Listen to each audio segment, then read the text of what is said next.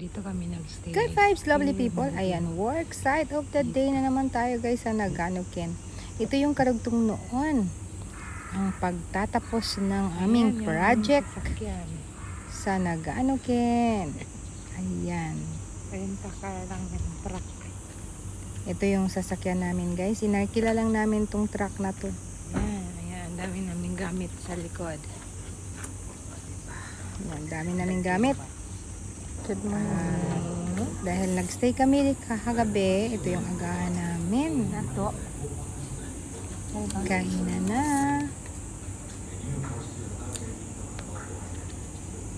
Ayan ang set ng agahan dito guys. Simple lang siyang set pero hindi ganyan sa atin. Mas masarap pag nandito. Ganito ka lang. Kaya no pagising ko, ito yung nakita ko guys. Nagmo-moist ang salamin. Tingnan natin ang lugar. Panoorin natin. Ang aga pa lang. Ito yung Nojerico Lake ng Naganoken. Bago ito magtaglamig guys. Pero medyo malamig na din. May mag-i-snow na nga sa mga bundok na makikita. Ayan, walking distance lang ang ating site. Pero nagsasakyan si Habi ako, naglakad lang ako. Then, ito yung entrance ng ginagawa namin. Ayan. At sila ay gumagamit ng minasang semento or may mixer na in order guys para matapos na ang aming site. At ang pagsemento, tingnan nyo guys. Grabe. May pump na ginamit. Pump. Para sa pagbuhos ng ating minasang semento. Ayan. Tingnan nyo naman. Ang ganda no. Habang nakabuhos, umiikot, hinahalo. Ayan. Tapos na rin.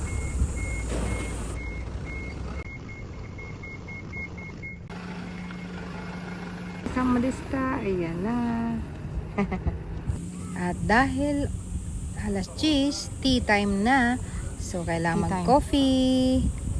Ayan, pahinga muna silang saglit. Tapos gawa uli. Tapos nag-lunch. Ayan yung lunch namin. At pagtapos ng lunch, binalikan uli. Ayan siya guys. Kinakahig uli. Dahil lumalamig na dito, hindi naman agad matutuyo.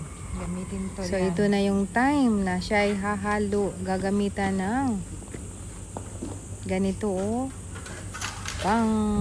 Pangpasinaw. Pampasinaw daw. Pampakintab. Buti pa si mama marunong magtagalog. Pampakitab ng semento. Ayan.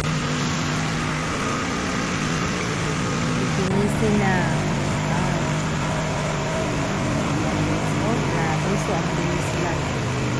Sa isang araw, ito ang buong ginagawa namin. At mag-try din ako. Tingnan niyo. Ayan. Ano-mano lang siya. Mag-finishing na. Nasa yung ko. Pinaturuan ako kung paano. Ikatry ko nga.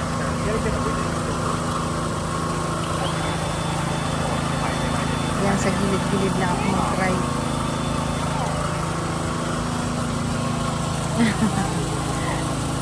Mamaya sirain ko lang yung sinisemento. Ayan. Patuwad nga lang dito guys pag ito ang ginamit mo. Kasi mababa siya eh. Pero kayang-kaya.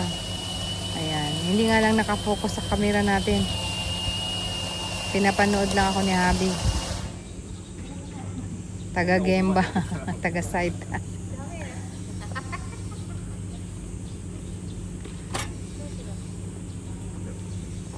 Tapos gagamitan ko daw ng ganito, ganyan-ganyan. Ayan, doon ako sa kabila. Yung ginagawa ko, sinusundan ng asawa ko.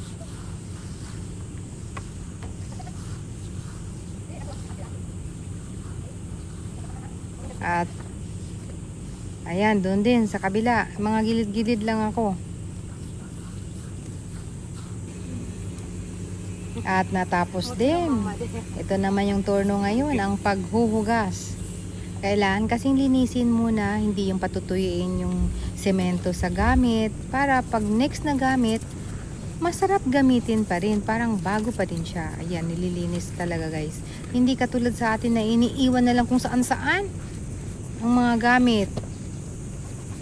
O diba? Sa atin nga, mano-mano na nga lang, iniiwan pa. So, lalong mawawala ng gamit kasi nasisira. Mamaya, maninigas na yung semento dyan.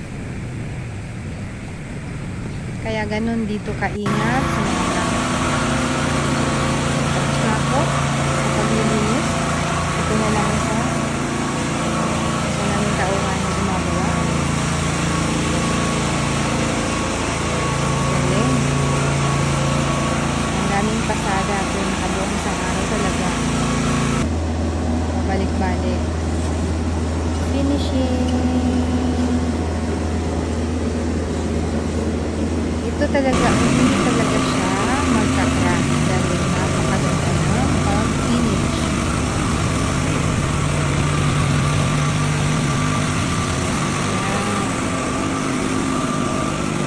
So, ito ay isang trabaho namin guys sa aming trabaho ng asawa ko. Ang American Garage at ang pagsisimento sa pundasyon niya, sa flooring.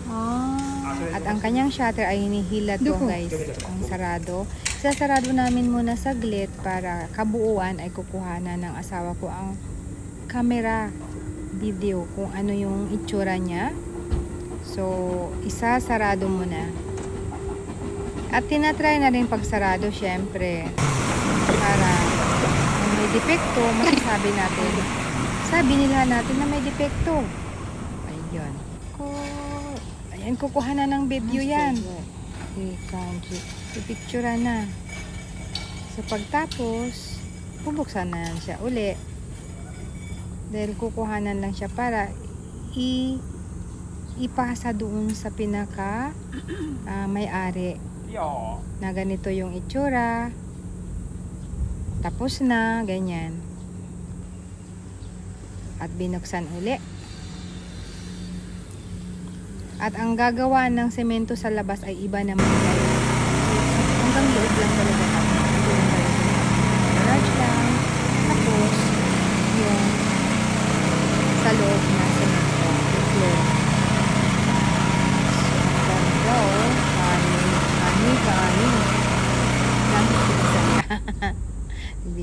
At ito yung place, ang harap ng American Garage. Diba ang ganda ng lake?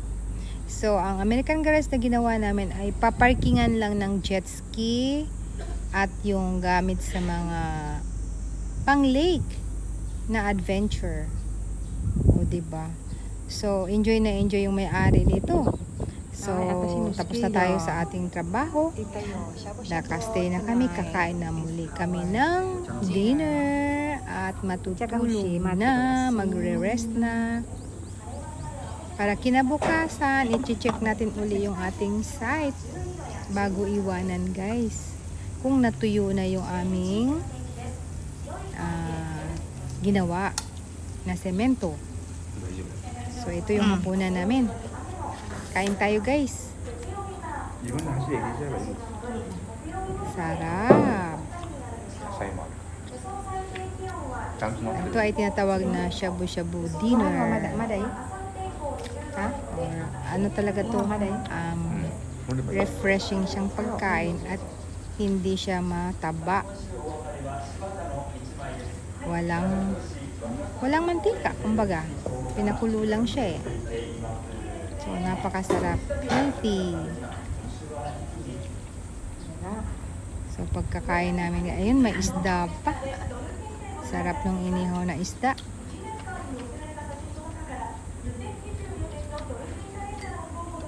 Dahan-dahan lang sa pagkain. Kasi meron akong gulay na hindi nakakain, guys.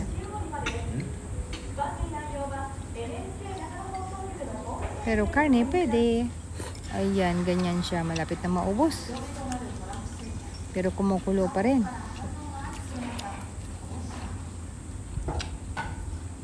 맞아. 어떻게? Sausaw. At mayroon pa. Grabe, ang dami naman pagkain. At kinabukasan guys, ito. Tuyo na siya. Pwede na kaming umuwi. Turn over na namin ito sa aming client. Diba? Ang ganda. Tatanggalin na namin yung cellophane. Yung mga cellophane na yan, ako yung nagkabit niyan. Ako yung nagdikit niyan. Tatanggalin na ng asawa ko. So at least guys, pag may cellophane na ganyan, hindi talaga madudumihan ng ating gawa. Wala talagang dumi. Walang pisik or talsik. O diba? At sasaraduan namin. So ayan ang kabuuan ng Grabe, aming ang trabaho. moisture. Steel Mas trusses na American garage at may flooring. Ang lapad nito. Laking ano nito guys. Ang mahal nito guys. Grabe. This is it. Tapos So satisfied talaga ang owner, ang client namin sa Ibang game ba paggawa naman? sa amin. Good O, morning. diba? So ang pagtapos nito Sasarado na guys, po namin yung dito. road naman ay iba naman ang gagawa dyan. So ang aming torno ay tapos na. Walang pumasok. Ito yung kabuuan namin. Ang ganda. Ayan, naka-medyas na lang yung hobby ko na putumungtong. Hindi naman dumikit ng dahil tuyo na siya. Flooring. Ang ganda-ganda oh. Makintab talaga ang sahig. Kanay di no? Nani mo? Isasarado na namin yung shutter guys. Ayun. May susunod na naman magtatrabaho dito. Nagdadala ng graba. At mga buhangin yata ito. Graba ba ito? Isang talagang truck. So bye for now. Hanggang dito na lang guys. Thank you for watching. At sana may susunod pa kaming site na maganda na ganito. Salamat sa inyong panunood. At see you. Love you all. Bye-bye.